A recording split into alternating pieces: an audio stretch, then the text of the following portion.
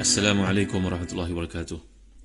إن الحمد لله نحمده ونستعينه ونستهديه ونستغفره ونتوب إليه ونتوكل عليه ونعوذ بالله من شرور أنفسنا وسيئات أعمالنا. من يهده الله فلا مضل له ومن يضلل فلا هادي له. اللهم صل وسلم وبارك على محمد وعلى آل محمد كما صليت وسلمت وباركت على إبراهيم وعلى آل إبراهيم في العالمين إنك حميد مجيد. أما بعد. Muslim-muslimin rahmati dan dikasihi sekalian, muka tafsir Ibn Katsir jilid yang keempat, muka surat 548. Masih lagi kita membincangkan tentang pemilihan Allah SWT terhadap Nabi Yusuf ini dan keutamaannya dan apa yang diberikan kepada datuk nenek moyangnya untuk kita lihat dan kita fahami.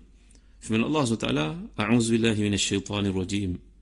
وَكَذَلِكَ يَجْتَبِيكَ رَبُّكَ وَيُعَلِّمُكَ مِنْ تَأْوِيلِ الْأَحَادِيثِ وَيُتِمُّ نِعْمَتَهُ عَلَيْكَ وَعَلَى آلِ يَعْقُوبَ كَمَا أَتَمَّهَا عَلَى أَبَوَيْكَ مِنْ قَبْلُ إِبْرَاهِيمَ وَإِسْحَاقَ إِنَّ رَبَّكَ عَلِيمٌ حَكِيمٌ. Dan demikianlah Tuhan memilih kamu untuk menjadi Nabi dan diajarkannya kepadamu sebahagian dari tafsir mimpi-mimpi dan disempurnakannya nikmat kepadamu dan kepada keluarga Yaqub. Sebagaimana Allah telah menyempurnakan nikmatnya kepada dua orang bapamu sebelum itu, iaitu Ibrahim dan Ishaq.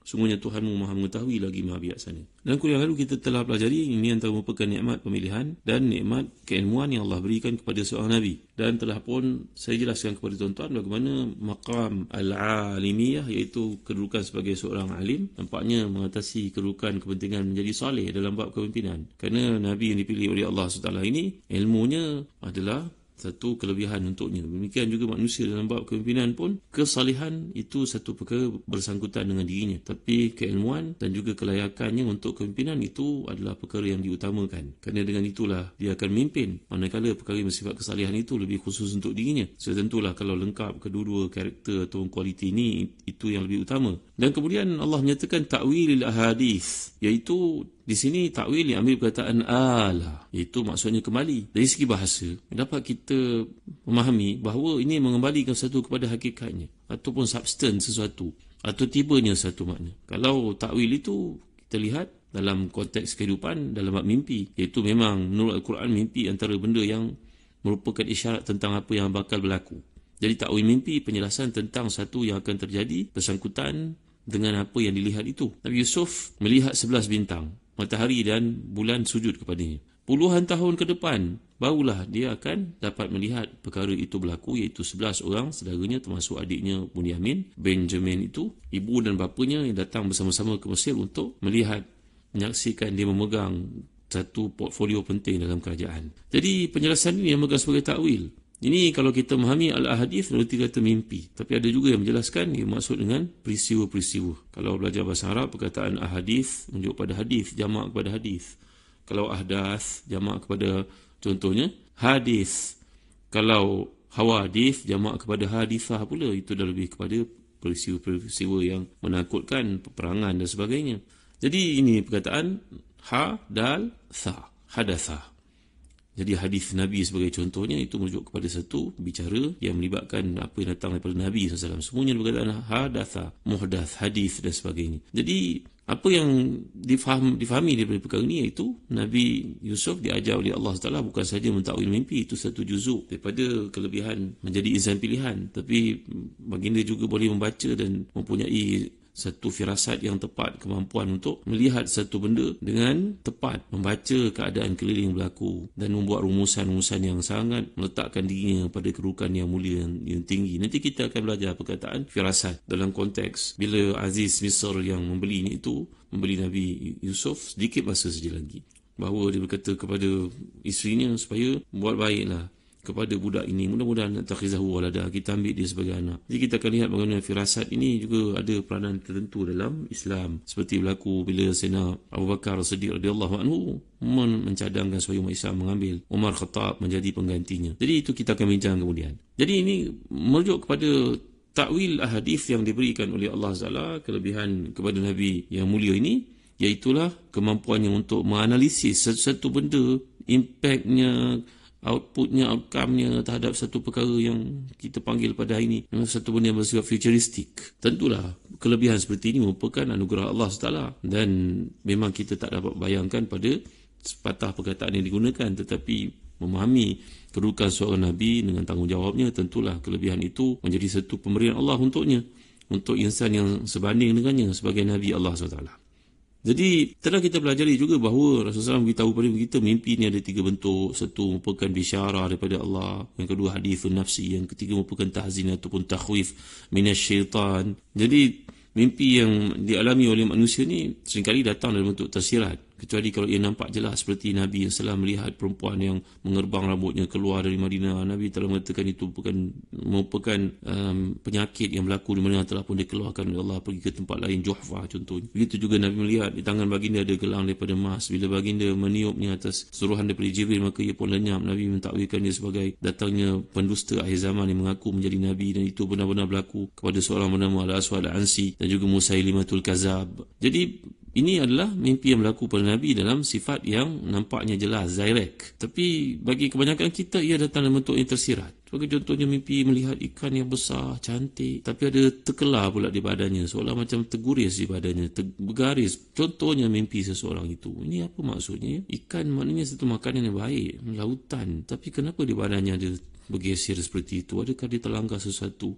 Jadi dia memerlukan kepada satu bentuk tafsiran. Ia satu benda yang tersirat dalam tersurat itu. Tapi ada juga mimpi yang berulang-ulang kali berlaku dan dia mendatangkan natijah yang lebih kurang sama. Contohnya, orang mimpi melihat gigi tercabut ataupun gigi itu hancur. Ini agaknya kerana ada informasi yang Allah berikan terhadap kemalangan ataupun kematian agaknya. Kerana banyak kali peristiwa seperti itu bila berlaku, dia kesannya seperti itu. Ada juga mimpi yang mana dan secara dasarnya kita telah pelajari bahawa Nabi bersabda, kalau mimpi itu satu yang baik, falyamalillah, dimuji Allah Taala. Kalaulah mimpi itu satu yang tak disenangi, dia daripada syaitan, maka berludahlah seperti yang telah kita pelajari, dan jangan ceritakan kepada siapa tentang perkara tersebut. Dia tidak akan memberi apa-apa implikasi dalam kehidupanmu bila kamu menyembunyikannya dan kamu meludah, kamu baca auzubillahi minasyaitonirrajim, kamu berdoa kepada Allah.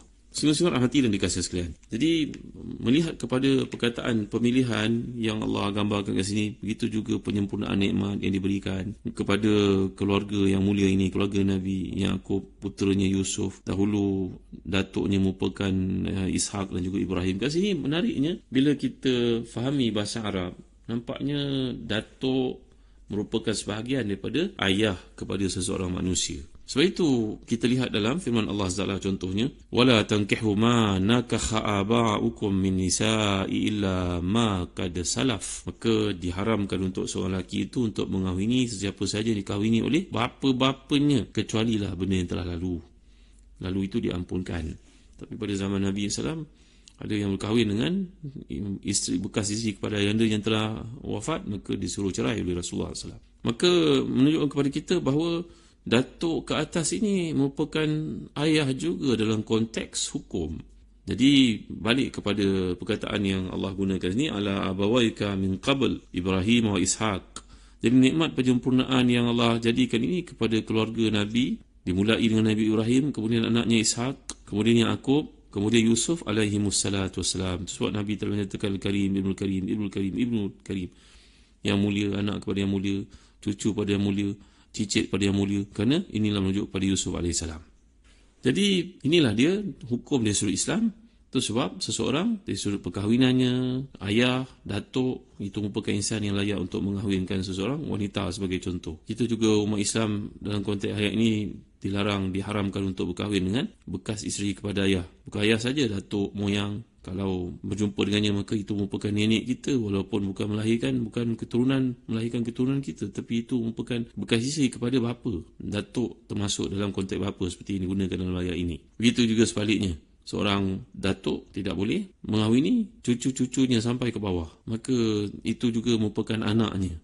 Kemudian Allah menyatakan, inna rabbaka alimun hakim. Sungguhnya Allah Taala itu maha mengetahui lagi maha bijaksana. Saya telah jelaskan yang kuliah lalu bagaimana dalam kitab Old Testament menceritakan bahawasanya Yaqub ini lahir selepas Ais alaihimassalatu wassalam. Jadi Yaqub datang perkataan aqibah. Kalau mereka yang mengatakan bahawa Yaqub ni nama dalam bahasa Arab, maka katakan yaf'ul Yaqub, yaf'ul. Jadi Yaqub ini datang perkataan aqibah, aqaba ya'qibu, maknanya datang selepas. Kerana dalam penyeritaan mereka bahawa ketika Yaqub dan juga Ais ini merupakan kembarnya nak keluar daripada rahim ibu, maka mereka bertolak-tolakan. Dan akhirnya Yaqub keluar kemudian, Ais keluar terlebih dahulu. Ais ini lebih disayangi oleh ayah, iaitu Nabi Ishaq AS. Manakala Yaqub disayangi oleh ibu. Dalam cerita Israiliyat ni tuan-tuan, cerita yang tidak berpandu kepada dalil yang kuat ini, bahkan ditolak oleh para ulama muhadithin cerita demikian. Maka Ais lebih disayangi oleh Ishaq AS. Yaqub lebih disayangi oleh ibu. Sehingga satu hari ketika ditetapkan untuk mendapat wahyu, diberikan wahyu, maka Ishaq memilih untuk beri kepada Ais. Tetapi waktu itu Ishaq AS sudah pun berkeadaan rabun dan tak dapat bezakan di antara Ais dengan Yaqub. Akhirnya dia tersilap memberi kenabian itu kepada Yaqub, tidak diberi pada Ais. Maka dengan sebab itu Yaqub terpaksa berhijrah, menyelamatkan dirinya daripada diserang oleh Ais. Cerita seperti ini cerita dongengan, tuan-tuan dimuliakan sekalian. Kerana pandangan masyarakat Yahudi yang menceritakan perkara-perkara seperti ini bertujuan untuk memburukkan nabi-nabi. Dalam masa sama mereka bergembira menyatakan bahawa mereka ni ramai nabi lahir di kalangan mereka, tapi dalam masa sama mereka mencemooh dan memburukkan nabi-nabi ini. Sampai Nabi Musa AS pun disebut oleh Allah SWT, nanti kita akan pelajari, wala takunu kalladzina adzaw Musa fabara'allahu mimma qalu wa kana indallahi wajiha, bahawa Nabi Musa AS itu pun tak terkecuali perkejahatan mulut mereka yang mengatakan bahawa Nabi Musa ni tidak mempunyai kelakian yang lengkap, iaitulah tidak mempunyai anggota bawah daripada zakar itu dengan sempurna, sehingga itu Nabi Musa tidak memiliki anak lelaki. Berbagai tohman dan cerita dongengan yang akan kita lihat bila kita bandingkan, tuan-tuan dimuliakan sekalian. Dan ada kaitan juga dengan perkara ini ketika Sayyidina Umar Khattab radhiyallahu anhu, di awal surah Yusuf ni disebut oleh sebahagian daripada para ulama tafsir macam At-Tabari, bahawa Nabi melihat Umar Khattab radhiyallahu anhu membaca lembaran kertas. Walaupun Nabi adalah seorang yang ummi, tidak boleh membaca, tapi baginda mengecam, dapat memahami sesuatu daripada tindakan Umar Khattab, iaitu membaca daripada kepingan lembaran Taurat. Lantas Nabi bertanya kepada Umar Khattab radhiyallahu anhu, apa yang kau baca itu? Jawapannya, saya baca Taurat, wahai Nabi Allah, dengan tujuan untuk memperkayakan diri saya, atau boleh saya fahami apa yang terdapat dalam ajaran Yahudi. Jawapan Nabi SAW pesan kepadanya, "Lau kana akhi Musa hayyan ma wasi'ahu ila ittiba'i." Wahai anak saudaraku, umur Nabi dengan Umar ni agak jauh bezanya. Maka Nabi telah bersabda kepada Umar Khattab, kalau wahai anak, kepada seumpama macam anak saudaraku, kalaulah Musa AS masih hidup zaman ni, tentu dia akan melempar Taurat itu, dia akan pegang Al-Quran yang diturunkan kepadaku. Jadi banyak cerita dongeng yang boleh kita lihat dalam Taurat yang sampai kepada kita. Termasuklah kisah dongeng mengatakan Ais ini telah pun dicabar oleh Yaqub AS, lantas Yaqub yang telah mencuri kenabian daripadanya, sehingga Ais yang sepatutnya Nabi itu lebih disayangi oleh Ishaq AS, dia tidak dapat oleh Yaqub. Ini cerita dongengan. Itu sebab di hujung ayat ini bila Allah menyatakan inna rabbaka alimun hakim. Alim ini, kata Ibn Arafah dan tafsirnya, alim bil waqti alladhi arsyada fihi rasul. Ini alim menunjuk kepada keilmuan Allah yang bersifat mutlak, yang tidak ada batasnya, bahawa ilmunya Allah mengetahui bilakah kelayakan orang itu untuk dipilih menjadi rasul. Hakim liwad'i risalah fi syakhsin duna syakhsin wa liqaumin duna qaumin. Jadi maknanya alim itu datang berkaitan daripada ilmu. Allah lebih mengetahui kelayakan waktu perutusan seseorang manusia dan siapa yang dipilihnya. Hakim, dialah yang maha bijaksana untuk menentukan siapa yang menjadi pilihannya. Bukan seperti kata fulan bahawasanya Nabi ini sebenarnya tidak layak dilantik, dia telah mencuri kenabian, seperti mana kata golongan Syiah bahawasanya wahyu yang sepatutnya turun kepada Ali itu telah tersilap dibawa turun oleh Jibril dalam kegelapan malam, lantas diberi kepada Muhammad sallallahu alaihi wasallam. Jadi penutup bahagian yang ke-6, ayat yang ke-6 ini, bila Allah menyatakan rabbaka alimun hakim, Allah lebih mengetahui tentang apa yang dilakukan olehnya, apa yang ditetapkan olehnya. Keilmuannya tidak boleh ditanya oleh sesiapa pun. La yus'alu amma yaf'alu wa hum yus'alun. Hakim, dan Allah yang maha bijaksana untuk menentukan siapa yang akan menjadi putusannya. InsyaAllah dalam kuliah akan datang kita akan pelajari pula perkataan dalal, lafi dalalim mubin, kata-kata anak Nabi Yaqub itu kepada ayahandanya. Ini menimbulkan kemusykilan kalau kita mentafsirkan Quran secara direct tanpa melihat kepada penjelasan di sisi para mufassirin. Lalu timbullah kata bahawa anak mengatakan ayah hanya sesat pula. Masakan mungkin anak-anak mengatakan ayah yang merupakan Nabi Allah sebagai sesat? Mengapa penggunaan dalal digunakan dalam ayat ini? Nanti kita akan lihat dalam kuliah akan datang. Wallahu a'lam. Wa sallallahu ala sayyidina Muhammad wa ala alihi wa sahbihi wa baraka wa sallam. Walhamdulillahi rabbil alamin. Wa barakallahu fikum. Wassalamualaikum warahmatullahi wabarakatuh.